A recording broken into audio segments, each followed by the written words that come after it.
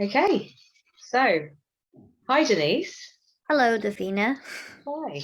So you submitted um, a paper to the European Music Therapy Conference, and here we are today. Hmm. And it got accepted as a poster presentation. And so we decided to do things a little bit differently and do a live poster presentation. Well, live as in recorded. Um, So, how about you give a little bit of an overview as to what it was you would like to talk about and think about together today? And I think we're going to run this a bit like, well, the original idea was to have it as a chair and paper kind of um, conversation, but it feels a little bit more dynamic to react to each other as we go along and think about things together. Yeah, Um, and so, how about you give us a little overview about what it is you'd like to think about, and we will go from there. yeah. So maybe I'll just quickly talk about how I decided to talk about this topic. Um, Basically last year, I think it was around this time last year, probably. I was invited to go to a presentation of two authors presenting their paper that came out last year. The authors have last names Fang and Liu. The paper title is called Critical Conversations Being Yellow Woman in the Time of COVID-19, and it was published in International Feminist Journal of Politics. And this paper's authors were two East Asian women. One was from Taiwan and the other was from America, but they are both living in Scotland, and they talk about their experiences as East Asian woman, or as they call it, yellow woman, living through the pandemic in Scotland and the different challenges that they have, but not just in terms of the rising Asian hate, anti Asian hate, but the fact that there's so much more ingrained to the whole concept of yellow woman that actually stops them from even being heard or being taken seriously. And those topics are so relatable to myself. And when Davina and I both went to the presentation, we were very deeply moved by what they were talking about, their experiences. Obviously, quite angry and quite frustrated, but there was so much that we can resonate with. And we thought, oh, why don't we talk about this in music therapy? And there's this conference coming out. And so I guess that's how we started talking about this in a kind of more yellow woman kind of context, which is to me is still a very interesting term to kind of use. Yeah, What a let's preparation. let's explore that yellow term, that language, because I think that would be problematic. I certainly found it problematic when I first came across it, and it made me go, "Ooh, I don't know how I feel about that." Yeah. So, and it's interesting to talk with you about it because obviously Mm. you have a very close connection to that language and that word. What does it bring up for you? Yeah, so for me, so I'm from Hong Kong. Yeah, I just decided to disclose that right here, right now. Being from Hong Kong, being of majority race in Hong Kong, I would have never noticed that I'm yellow, if that Mm. makes sense. But I've moved to the UK, and this year will be my 10th year of being in the UK. You know, yellow still doesn't really speak out about my identity, but regardless of how I feel, I think that's what people see me as. And that's kind of how I feel about it. It's very awkward as a word. And there are people trying to reclaim it. So basically the authors of Mm. paper that we were talking about, they were reclaiming that word. And I understand the empowerment of reclaiming such word where it's traditionally been quite negative or have so much loaded meanings to it. But to me, it also speak about race in a very white centric view. I feel like by calling us yellow, because there's nothing yellow about my skin. Mm. It's just absolute ridiculous. So I don't know. To me, I understand the sentiment of reclaiming that, but also I'm just not sure if that's even a way that I want to identify myself with, because I don't think, race is not just about skin color, it's about culture, it's not just about where you're from, it's about a lot of things, isn't it? And I Mm. mean, the conversation is massive. Just by pinning it down to the color of our skin is reduction in another way, I think. And I'm not sure if that's the kind of aspect that I want to reclaim. I feel like there's a lot of aspects that I want to reclaim in this realm of things, like not like when people can actually identify different cultures, or like not reducing it into one big group. Because I feel like if I claim it myself as yellow, I'm still in the end being lumped into a bigger group of things that it's like, actually we're not exactly the same. There's still that feeling that we're being reduced, and I feel reluctant to do that. I think the initial reaction I had to the word was because it has very negative connotations. It has done in the past, where yellow, I guess it's a bit of an Americanism, but means cowardice. And it's the idea of, like you say, there's nothing yellow about your skin tone, but there's nothing particularly black about black skin tone either, or white about white skin tone. They're very, like I say, reductive terms. There is something about the term yellow, though, I find it's almost like the N word. It is. It's so, yeah, it makes my skin crawl. Yeah, Think okay. that being Yeah. yellow, because like you also see all those horrible makeup that is still being dished out every day at the moment. These toys that are like racially, like completely racist makeup toys for kids, would be like African makeup, and it's like this Mm, color thing, and then you see this Chinese makeup with like weird eyes, like. mm, And I feel like calling ourselves yellow, reclaiming the word has a power, but if the wider society doesn't understand that you're reclaiming it, there's that sense that it wouldn't be understood the right way, which means that it will still, you're just kind of still pushing and reiterating those negative connotations. And also, like you said, there's that feeling that it's like yellow doesn't just mean the color. There's also the whole package of like being submissive, not not really able to have a very deep conversation. There's that shallowness to it. There's that, all of that kind of thing is like a whole big loaded package. And it's like, I feel like by saying yellow, it's a bit too much to hold. mm. But then it does just put skin tone in black or brown. It really does. It's very binary, isn't it? You're Yeah, either white or you're black or brown. And I don't know how people feel who are from the Middle East, say, who've got this kind of, yeah. like it's a different skin tone. I don't know what their colloquial name I don't really know is either. I called know people some of colour. people start calling people in Middle East, because I mean nothing about Middle East is that middle, is it? Like, Mm. it's people start calling it West Asia. Some people started reclaiming that word, and hence, because there's East Asia and there's West Asia, which makes a lot of sense. Apart from in the But, UK, where Asian is just brown, Asian is just South yeah, Asian. So yeah. it's That's very the complicated. only in the UK. Yeah, I do feel, and that word Oriental as well is like so confusing. Because when Yeah. they say that, they do actually mean East Asia, don't they?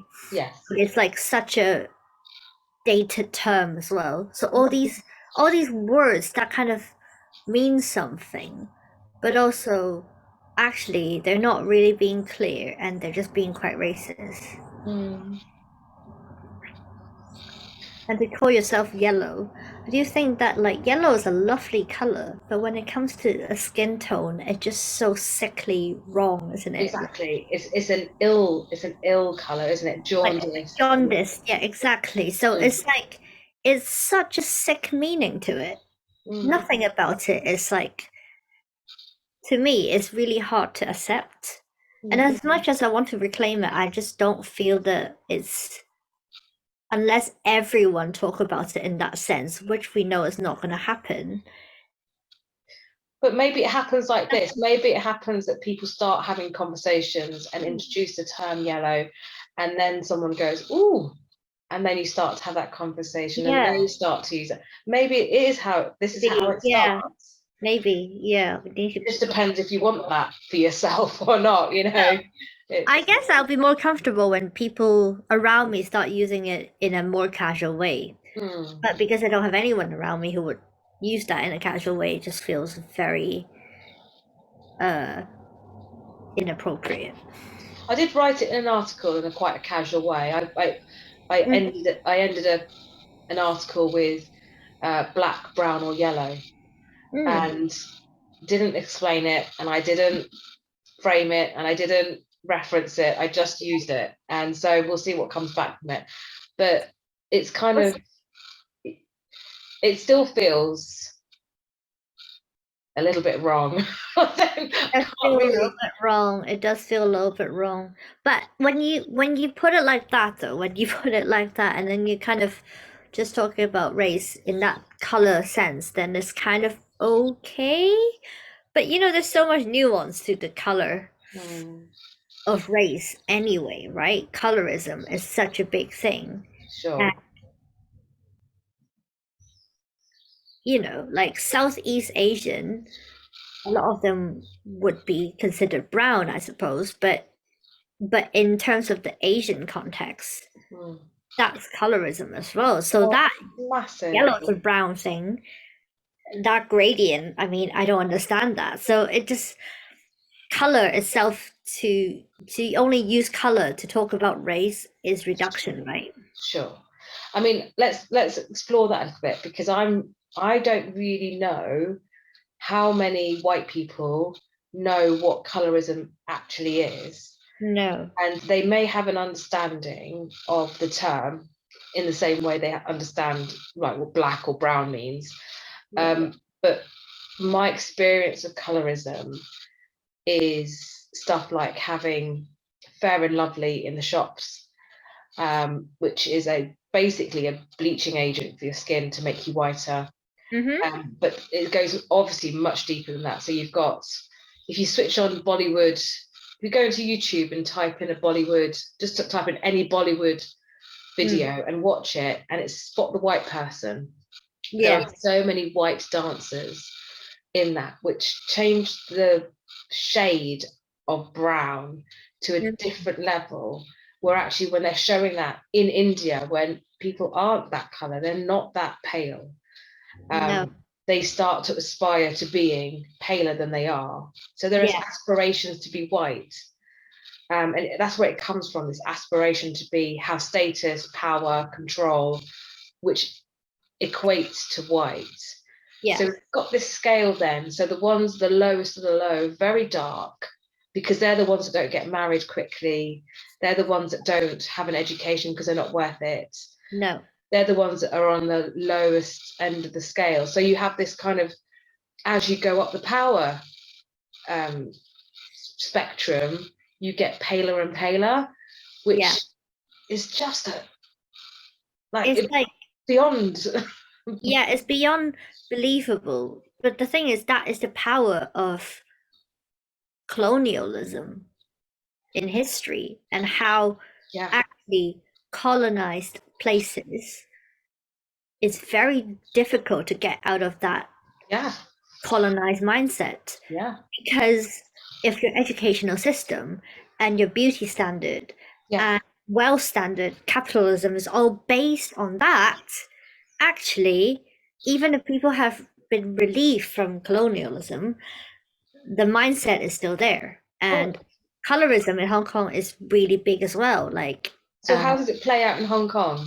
in Hong Kong, being majority race, we obviously have the most power and privilege, but also because of that, anyone who is a darker shade than us, basically any Southeast Asian or people from, you know, Africa or Caribbean communities, if they come over and they are of a darker shade than people who are Chinese kind of face, then they will get racism. It's just what it is. It's almost like they're not seen as the same class. So it's still about being whiter, is it? It's still a lot about being white, except they see yellow as being white. But then when the white people are in Hong Kong, they get the ultra privilege. So for example, during COVID, we got some film crew, big name celebrities coming over to shoot stuff in Hong Kong. They were exempt from quarantine because they were white, because they flew in by private jet and they were exempt from the 21 days of quarantine. Wow. That caused a huge commotion in Hong Kong Oh. because it's unacceptable, because people couldn't even leave the city for different reasons. Yet these people can just jet in and out without quarantine as if the COVID pandemic doesn't happen. I mean, that is white privilege, but that is what I mean by, within the society there is colorism towards other race, but also there is still this whole thing about white is power, and it's disgusting. It really is. And the only thing that kind of comes to mind with that is Boris Johnson right now and the whole Partygate scandal and how the Yeah, complete disregard, it leaves me speechless. But just that idea that privilege and power and blonde-haired, blue-eyed boys who play around with boys. lies, absolutely. They're not boys. Um, Yeah, yeah, isn't that a complete demonstration of what privilege can buy you? yeah. It can buy Basically, your way out of a pandemic. yeah. The fact that he doesn't need to even comb his hair to get into any work. Yeah, People sure. won't. People take him seriously when he doesn't even comb his hair. Whereas people like us, we can dress properly and still be thought of as a student Yeah, at all times. I mean, I know I probably won't say that 10 years later, but yeah, but it's just like the fact that people like him doesn't need to care about how he looks, and he will be taken seriously, and people will have to take on his lies. sure. But people like us, it doesn't work that way. The perception of you is like so different when there's privilege and there isn't. So, Mm, but at the jump start of the conversation, we're not on the same grounds. definitely not. Definitely not. I'm really interested what you said about. So in Hong Kong, the that's the dominant race. That's the dominant culture. What? So why? So why is white still ultra? Probably because of colonialism. And I think there's always been this kind of thing over time. Like, for example, like Japanese culture, American dream, that kind of thing is quite big and quite ingrained in Japanese culture. I'm not too sure if that's the same in Hong Kong, but in Hong Kong, capitalism is like Mm, really central. And when you think about that, that's a very kind of neoliberal way of thinking, which is very white. yeah, So I guess if you, because of that mindset, it does kind of like set a certain kind of like standard to what is an ideal society, so to speak. mm. And so really, yeah, people will look up to white societies, or what they perceive as white societies. It's funny because I was thinking that. So I like traveling, and I always I get some emails come through about flights, you can get cheap flights here, and where do you want to go in the world?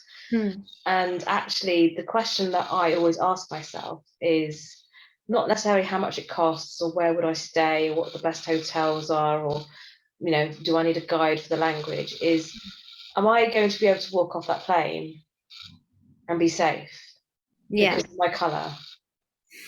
Yeah. And those are the questions that I ask myself, and I only just realised that actually that's a really important question for me. Yeah. I've always just kind of pushed it aside as, oh, it'll be fine, or of Mm. course people travel, or it'll be, but actually, particularly when it's stuff, go and get a cheap holiday to Croatia, for instance, or the Eastern Bloc, particularly, maybe not right now, but it's just like Yeah. generally, go to the Eastern Bloc. They're beautiful countries, but for me, I haven't really explored that part of the world No. because of my colour. Well, I guess for you it'll be different because if you go to places where you have actually very similar skin color, these people, they will assume that you're the same as them, but you're Sure. not. And I guess that's also another feeling of being out of place. And I mean, that's not going to put you at a lot of risk, but it's still Yeah. something that you have to consider. And I feel like that's also, I remember I had that similar kind of thing because when when I go traveling, I wouldn't think about it as much of a skin color, but more the fact that I guess it's just intersectionality. I think I know that being the way I look, the way I am, put me at a lot of risk if I travel to places that could potentially be unsafe. And I'll always be with people to make sure that we don't, like, I'm not going to be alone or something. Like, lone traveling sounds like such a thrilling idea, but I just don't think it's actually safe for me in many places. And I know there are places that I just can't go because it will be very unsafe. And I think that is the international sectionality of being an Asian woman and being quite small and just not being taken seriously. I just don't know. Like, I think the race is quite big in there as a question, but also being woman itself is quite a big risk. Sure, and we get the woman thing kind of across the globe. But to say a bit more about the intersectionality of being an Asian woman, that sounds quite scary. Yeah, I think people just think that you're quite fragile. I mean, I am quite fragile. I'm also disabled, so does kind of put me into that box. But at the same time, like I do often think if someone tried to attack me on the street, I don't know actually the percentage of possibility of me surviving that attack, because I just don't really know how to defend myself against big white men. I mean, when it's a scary scene, in my head is always going to be big white man, not something else, or a bear. I don't know. It's not exactly like I don't know because I think people, especially with all the attacks from over the last 2 years that were very, very much targeted to East Asian women, Yeah. it makes me realize like actually the risk of me being of this race as a woman is like so much higher than I ever think that it was. So you need to say a bit more about that, because I don't know that people know what. So there's been a lot of okay, let's go backwards a bit. Let's not talk about like murders and stuff, but yellow fever, we've heard of that. Let's start from there. I think fetish you know what Exercising, yeah. it starts there and it goes into fantasizing about what they think of me as a being, which is obviously nothing to do with me, and then objectifying me as a being, which then goes into stalking and goes into wanting to own something or taking control over something, which then goes into this kind of thought of like, maybe I can kill her. And I think that's a lot of the mindset of a lot of the anti-Asian hate in the last 2 years is a lot about stemming from that kind of unrealistic thinking of what East Asian woman is. And because movie depiction of East Asian woman is like doll-like and quite unreal. They don't really have thoughts. They're quite passive and quite submissive, and because that kind of very negative stereotype, people have these very unrealistic thoughts about what East Asian woman is. And I mean, if you look at movies from East Asia, like over time, there's been a lot of misogyny towards women as well. So even in East Asian movies, we're not really taking that seriously. And it's like things have changed a bit, but there's still a lot of misogyny going on.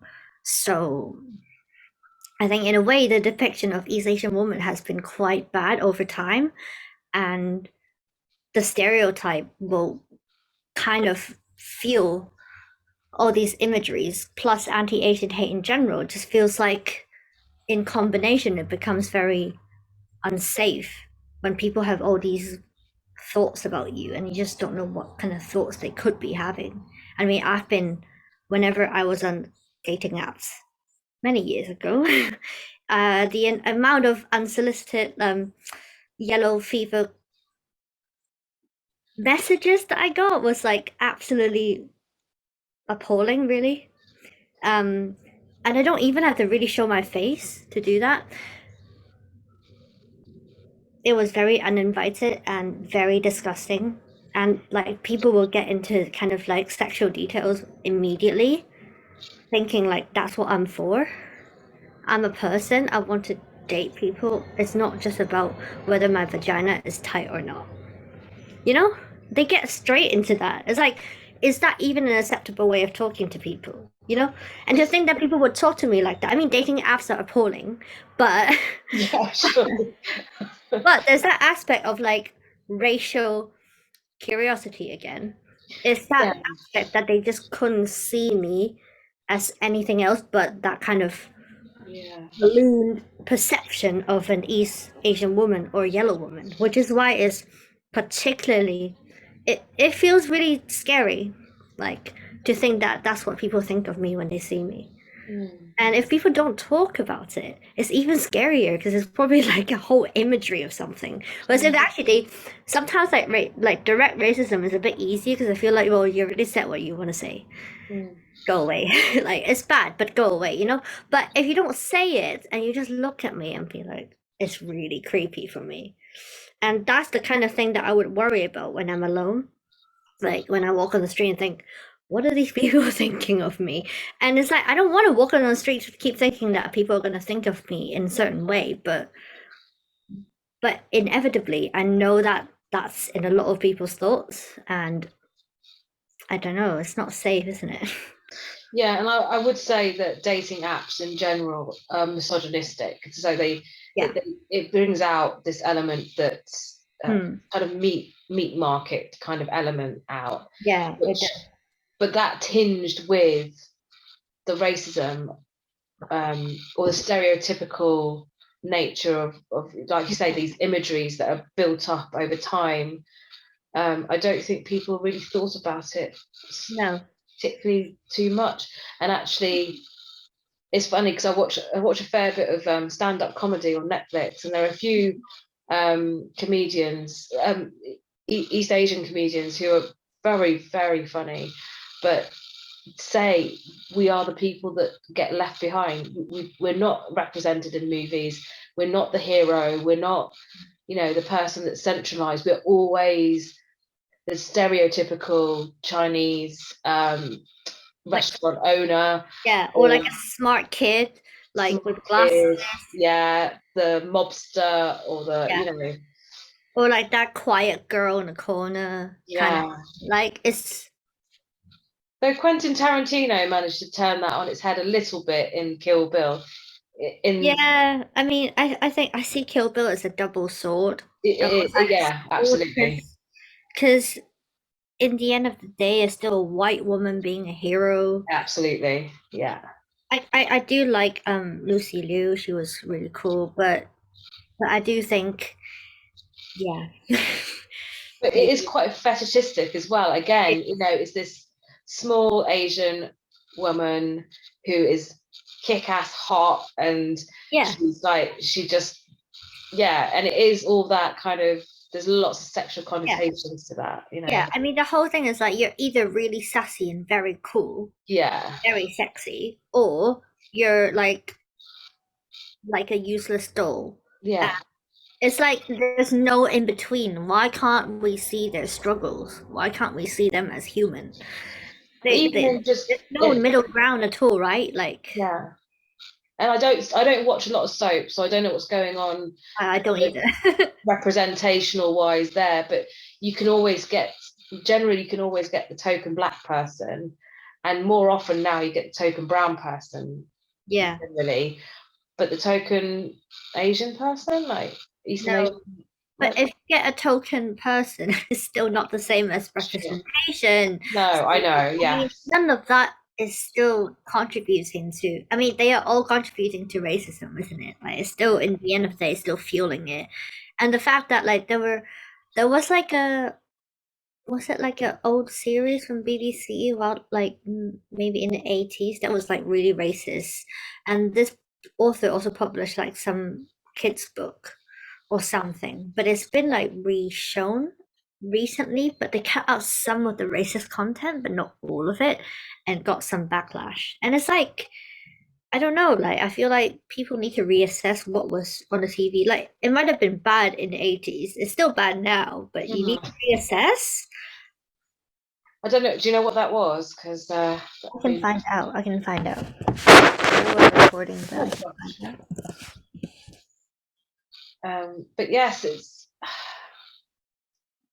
so we've gone from like thinking about the term yellow, and it's really exploded into the intersectionality of being a woman as well, Mm, and this idea that representation doesn't occur no. in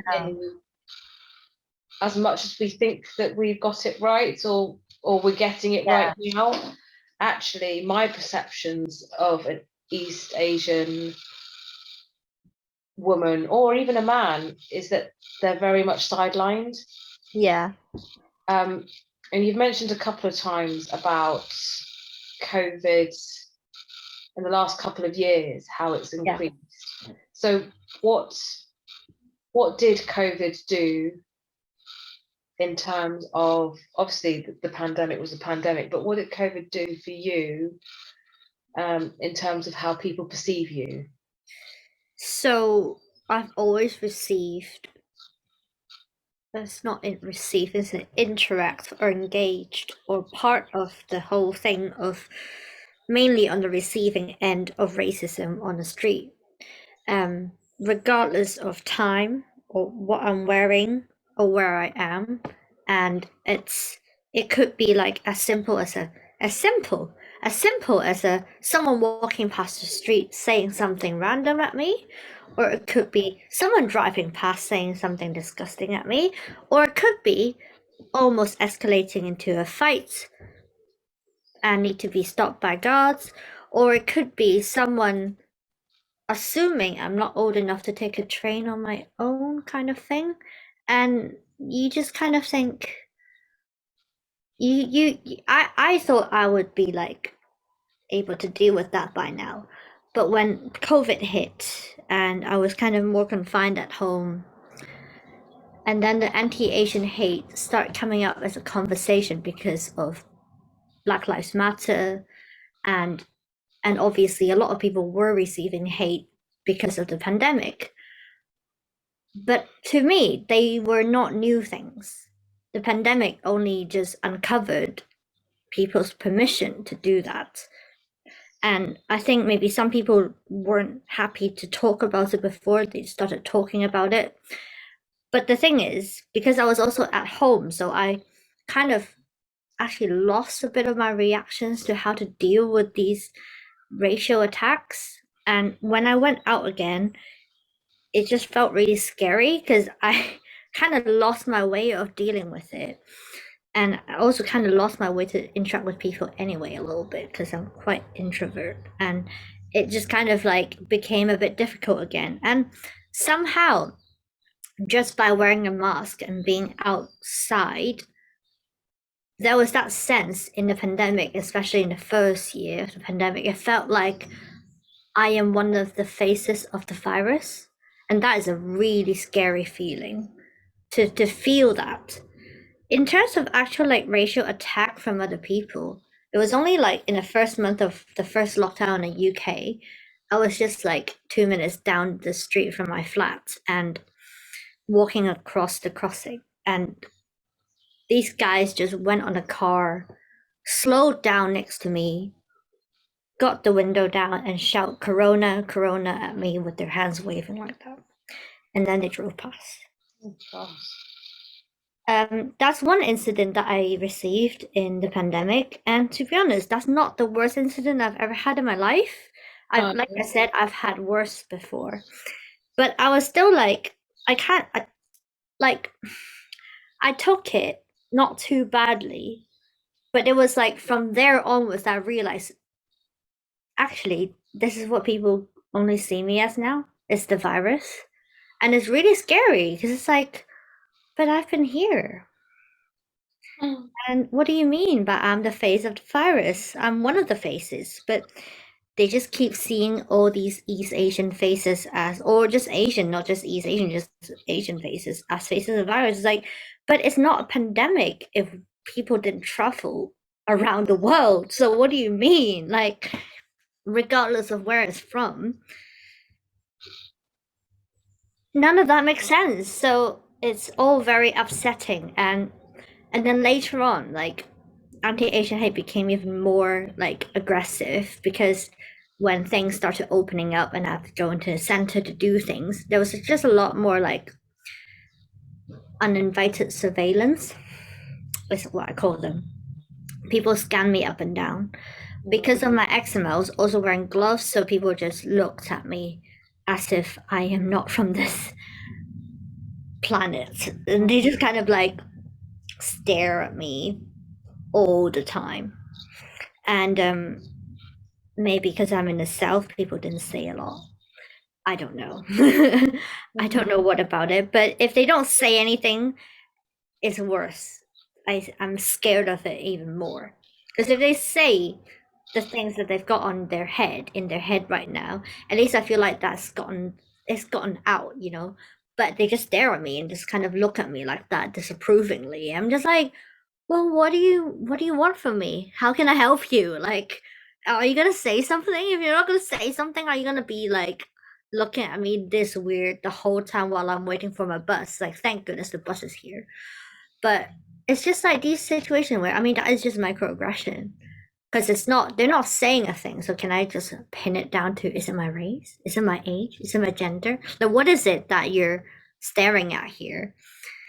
And that's about intersectionality because I don't know what you're looking at. I feel like it's a combination of me that makes it like gets people attention. But it's like when I first like experienced this kind of stuff, I took it quite personally. I'm like, is it because of what I'm wearing? Is it because like I'm didn't brush my hair this morning?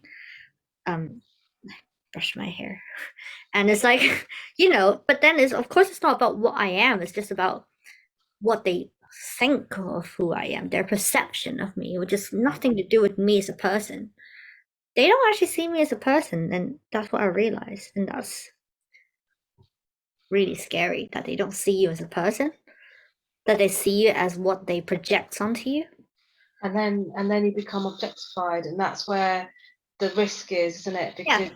people don't, if they see you as a person, they would never talk to you in that way. Oh, But if they see you as an object, then you can be used and abused and yeah. pushed aside. And that risk, you know, carries me through the street, Sure. working with colleagues in hospitals, in schools, but also with clients. And to think that, you know, that perception of me could be in my client's head is quite a thing to carry in the room, you know, when you're working with therapy in therapy setting. And how do I then work around that feeling of fear sometimes with white clients? There was something that Dr. Dwight Turner said when I last met him about, he said that he doesn't like the term, or he doesn't use the term microaggressions.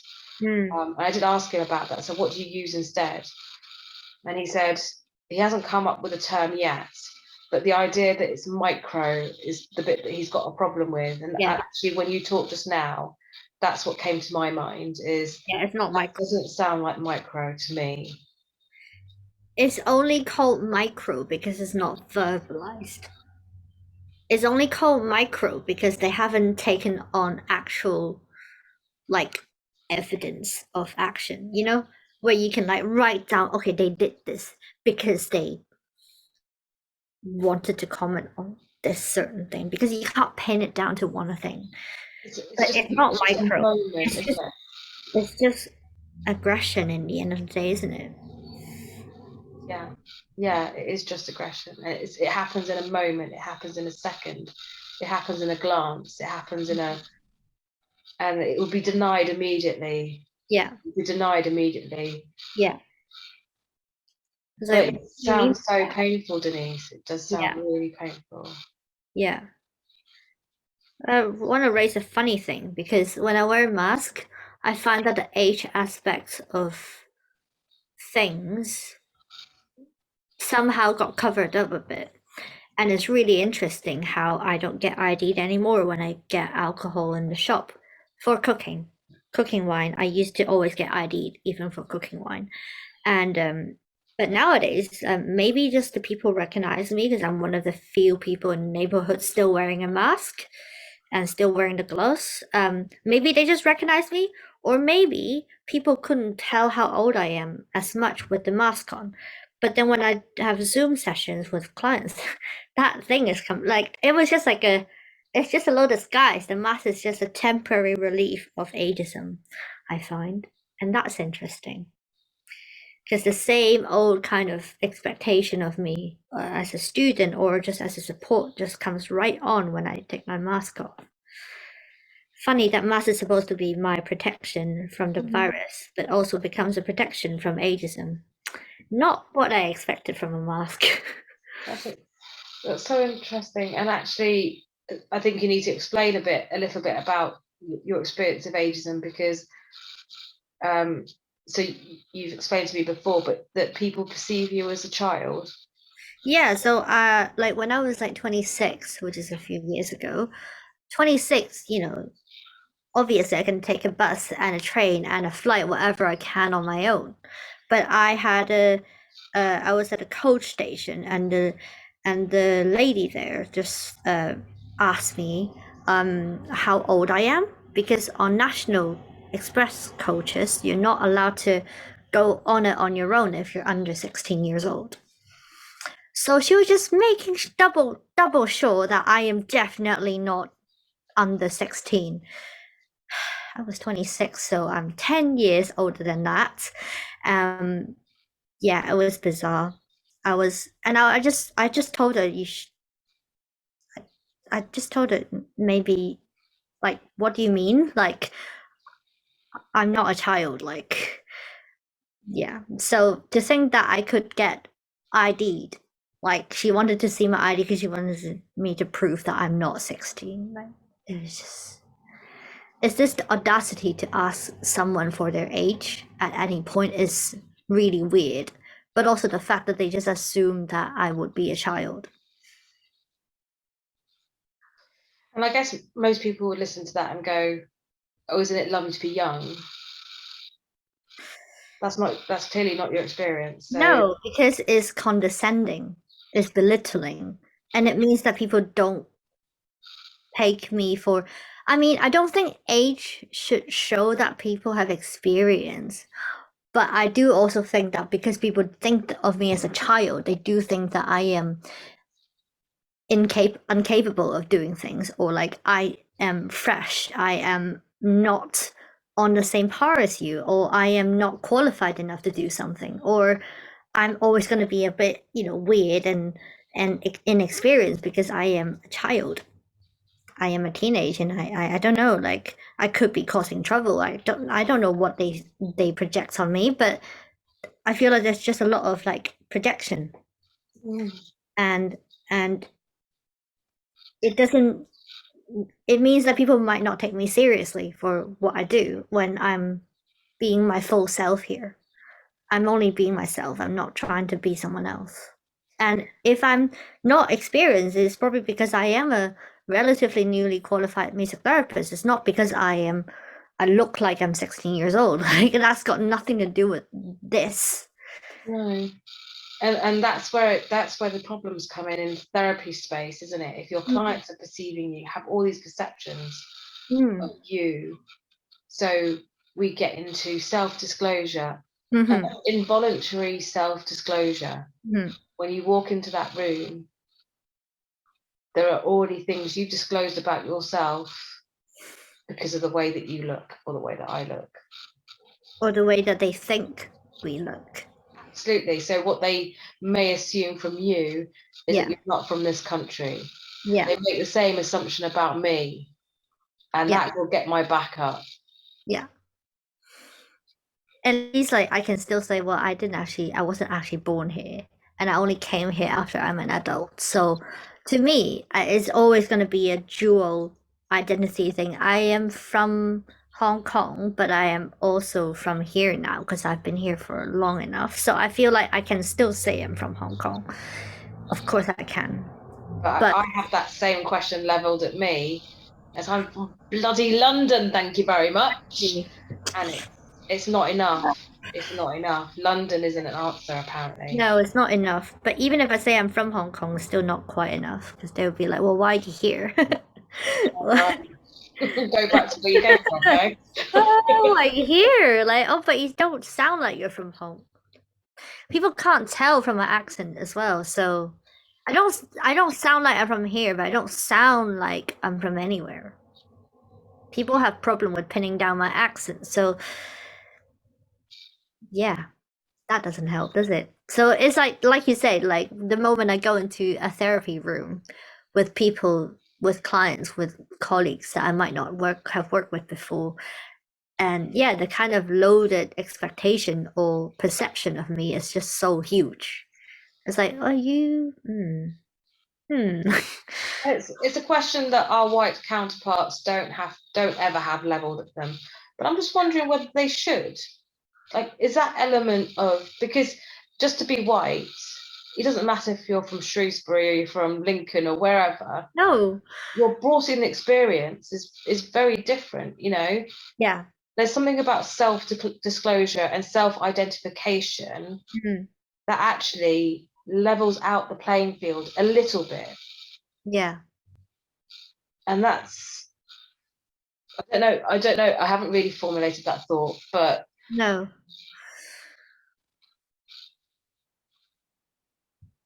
it doesn't look at class. It doesn't look No. at privilege. No.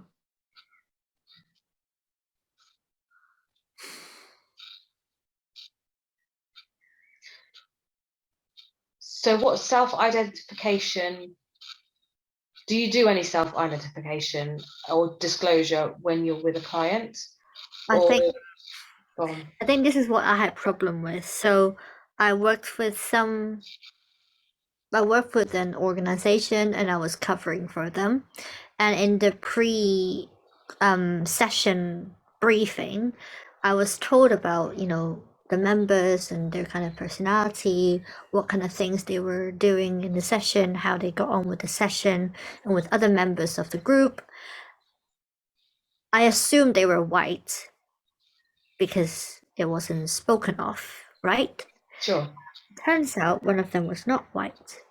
Turns out one of them was actually East Asian. And I was like surprised because I was like, and that was when I realized I need to actually have a bit of a, I need to know what race they are, or like at least like, I don't need to know where they're from. I just need to know if they're not all white. I need to know that because I actually, that's when I realized actually would have quite different ways of introducing myself if I know that it's not all whites or not all from the UK in the room actually. Yeah. Yeah. It makes a huge difference. Does And it's make almost like I feel more safe to disclose the aspect of myself that is like I'm not from the UK originally at the beginning if I know they're not all white or if they're not all from the UK, because if it's all white British clients and I drop that in the beginning, I'm basically, it's an invitation for furthermore racial curiosity, and people have such loaded concept about Hong Kong. Oh, they think Hong Kong is just like the UK. It looks nothing like the UK, I'm sorry. So it's just the fact that people, and then they talk about World War II in Hong Kong, and maybe they were in the army or something, and I just feel so, this is not the conversation for now. And so if I bring up Hong Kong with white clients, which I just had so many bad experience with, that's just not how I would introduce myself if I know it's all white clients. So it's I really think this, important. yeah. But then if it's not, then I feel like I'm gonna talk about it because I feel more safe to be authentic. And it's like that is actually quite a big thing, isn't it? To feel like I can't be authentic in front of certain clients. It's like actually it's not a choice.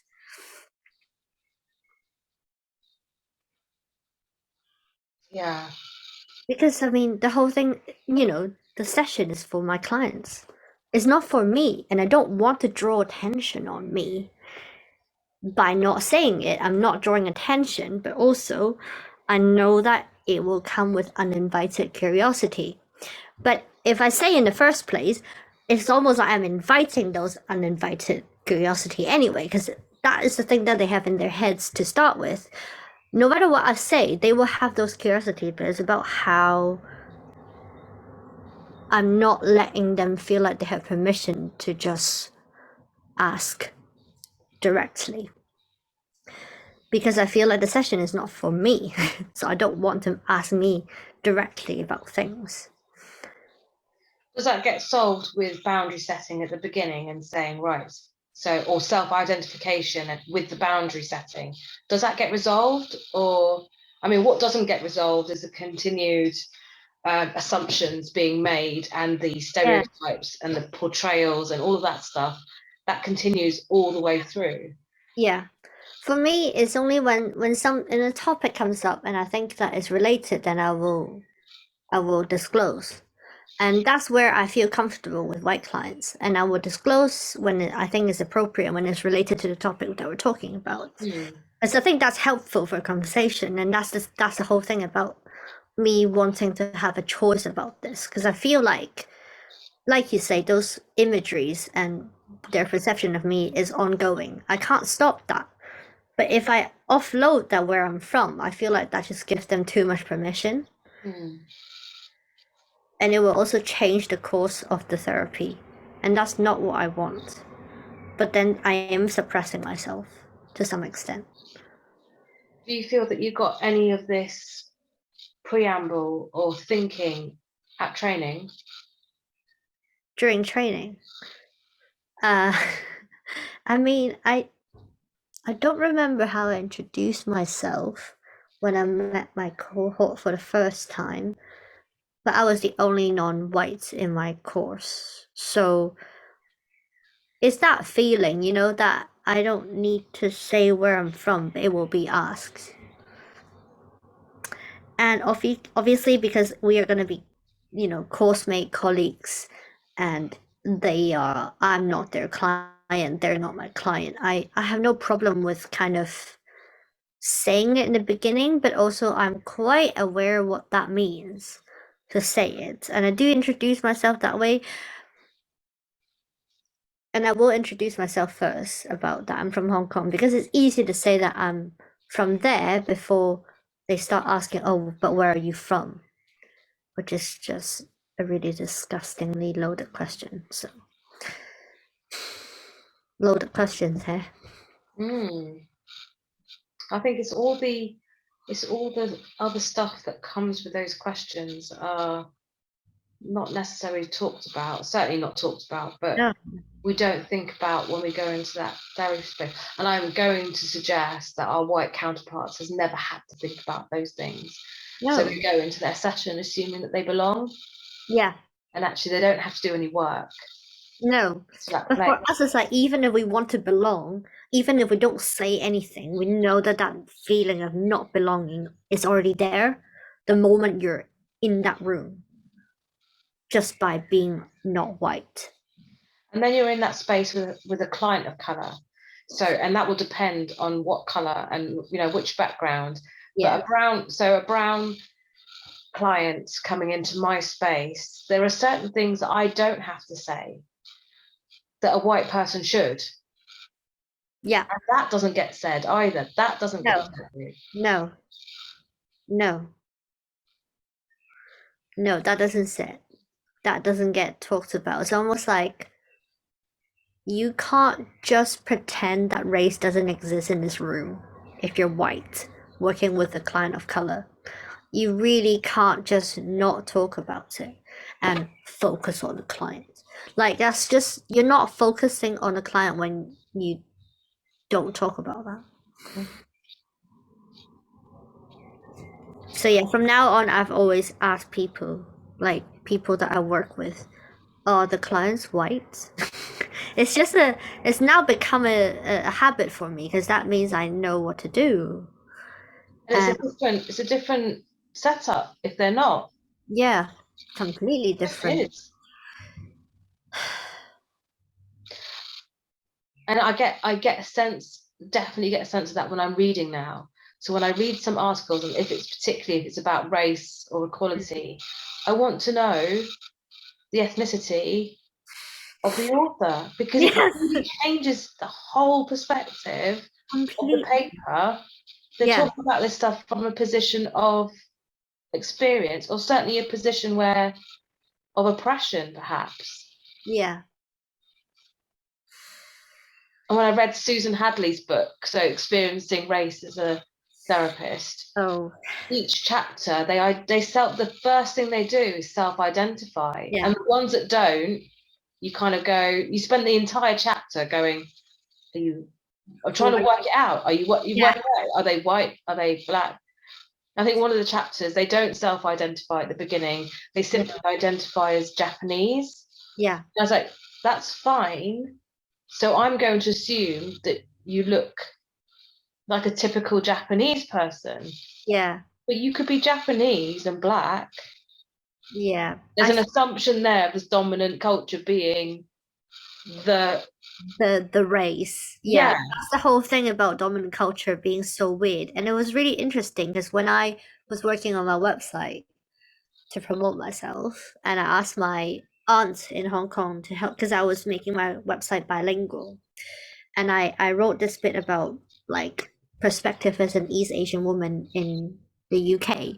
And then my aunt was like, "What do you mean by East Asian woman? Like, what do you mean by that?" And it's like that is the whole assumption about dominant race that they don't see color, and it's like that is so problematic, and that happens across the board. I don't know. Like, if you are a black person in a majority black country, Mm-hmm.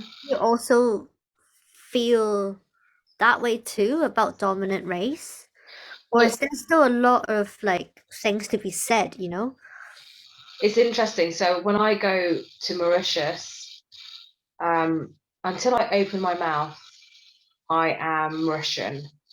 So Right. I will be perceived. So I will sit on the beach, and you get the hawkers that come down the beach, and they will not come to me because they can see I'm Mauritian and I'm not Right. going to buy Not anything that they tourist. want. They go to all the white people. And that's great. So I get a bit of protectiveness. But as soon as they start talking to me, even if I respond in Creole, my Yeah. accent isn't Mauritian. I'm Yeah, London. So exactly. it's then the question, oh, where are you from?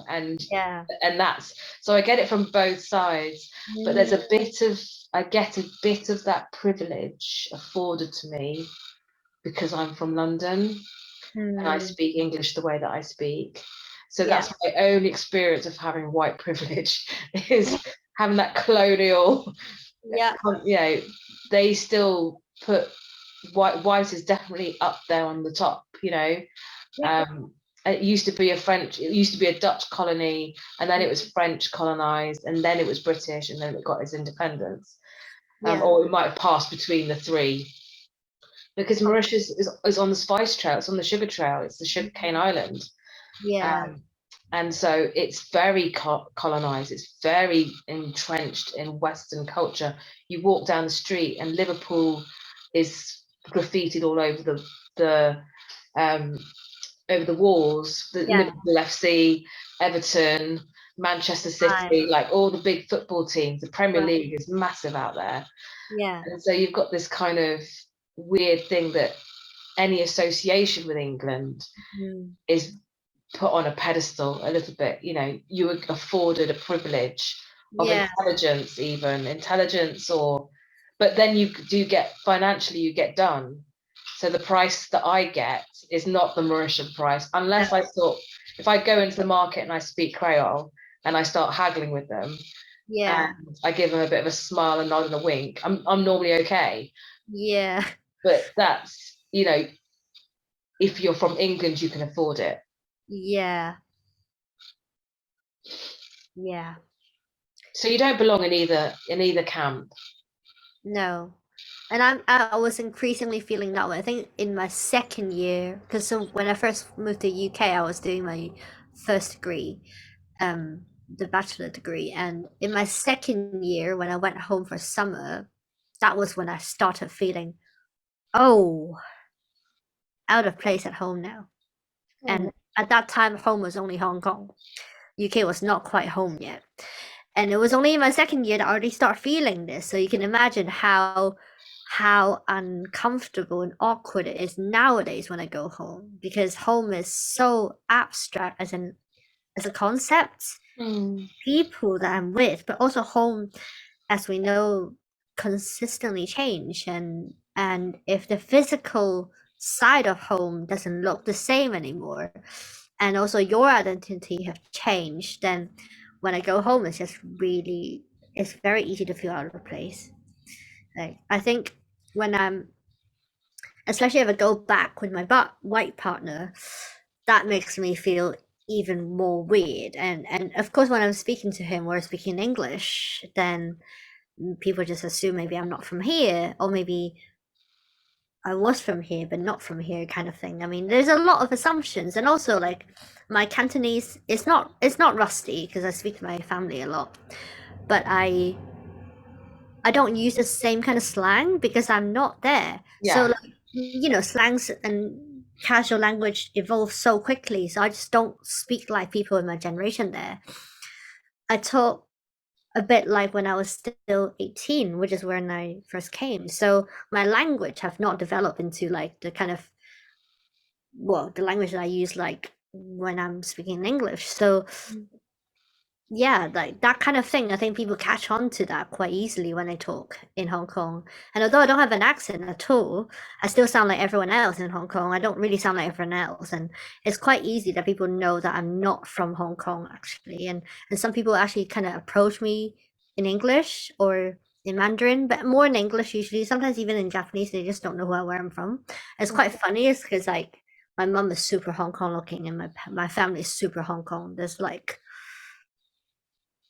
super Hong Kong in a majority race way, if that makes sense. Like there's like no people will not doubt that they're not from Hong Kong. But then when they see me, they'll be like, not too sure, like where's she from in Hong Kong as well. Even though I don't really look that different. Well, maybe I do because I don't wear the same stuff, but Mm. there's a lot about that kind of like non-belonging to be said, really. And that was something that I first felt in my first time home in my second year, and that was when I started having identity crisis because I was like, but I've only been gone for 2 years. Like, Mm. how is it possible that I don't feel like I fit in?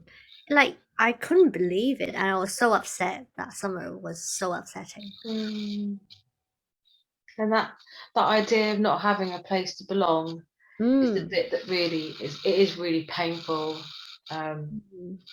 And I've spoken about that before a little bit when Brexit happened. It was like Oh, like you really don't belong. We don't want you here.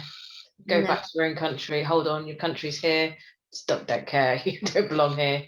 But Yeah. that idea of belonging, that's the bit that we're working towards in music therapy. Is that Yep. we want to have a profession where everyone who's a therapist, who's a music therapist, belongs. Yeah. And we're nowhere near that yet. No. No. Nowhere near. Because the faces of music therapists is still white middle class women, and we are not in the picture, are we? Like, it's like we're so not in the picture that when someone even invite you for an interview, you feel like, are they interviewing me because they think that I am actually good enough for the job, or is it because of my race? Because they want to check the diversity box, and you just don't feel confident in yourself because you don't feel like it's authentic, their invitation. Like, is there ulterior motive here? Like, and that's not a way to make a therapist of color to feel welcome when you will constantly like reassess, like, wait a second, it's just, where is our place? Denise, I think that's a really good place to pause. And I'm going to say pause Yeah. because this conversation needs to continue to happen over Yeah. many, many years. Yeah. And it's a start of something. And I am aware that you have shared so much of yourself and very difficult experiences. Yeah. Um, I'm not quite sure how to hold it actually because it feels That's okay. That's okay. I was prepared to talk about this, so I'm not feeling. I can't say I'm not feeling a lot, but I'm feeling enough. But I guess that's why I was quite anxious over the weekend. But actually talking about it is fine. So, and I really do appreciate you sharing mm, that experience, and I think it's really important that people hear about it and understand the depth of the anxiety and the fear, because I think people often think of it as just something that is the grace card, yeah, or they'll get over it, or we're much better at it now, so what's the problem. I don't know what the thinking is, I don't but know. actually that ingrained sense of It's just some, like, they feel like it's something we can like cast off. It's not. It's like from every single aspect of us being outside. It's there. Like, we unconsciously, we can't avoid it.